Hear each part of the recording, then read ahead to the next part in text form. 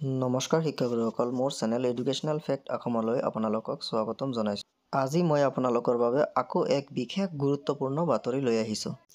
এই বিশেষ আৰু গুৰুত্বপূৰ্ণ বাতৰিটো হৈছে NAVS DLEDৰ সৈতে জড়িত। শিক্ষাগুৰুসকল, আমি সকলোৱে জানো যে NAVS DLED 18 মহীয়া হোৱাৰ বাবে এতিয়ালৈকে আমাৰ চৰকাৰে সেইটো ভেলিড দিয়া নাই। কিন্তু এতিয়া সুপ্ৰিম কোৰ্টে ৰায় দিলে যে 18 মহীয়া DLED এতিয়াৰ পৰা ভেলিড হ'ব। এতিয়া আচল কথা এইটোৱে যে NAVS DLED প্ৰাৰ্থীসকলৰ কাৰণে DLPUP আবেদনৰ পৰ্টেলটো ৰিঅপেন হ'বনে নাই। শিক্ষাগুৰুসকল, এতিয়ালৈকে তেনেধৰণৰ কোনো অৰ্ডাৰ কপি ওলোৱা নাই, কিন্তু শুনা মতে DLPUP হৈ যোৱা আবেদনৰ পৰ্টেলটো খুলিব বুলি বিভিন্ন চ'ৰ্চৰ পৰা জানিব পাৰিছোঁ। ইয়াৰ ভিতৰত আৰু এটা গুৰুত্বপূৰ্ণ কথা হ'ল যে ফ্ৰেছ কেণ্ডিডেটবোৰে এই পৰ্টেলটোত এপ্লাই কৰিব পাৰিব নে নাই। ছাৰ-বাইদেউসকল, সেই বিষয়ে কোনো ধৰণৰ নটিচ এতিয়ালৈকে ওলোৱা নাই।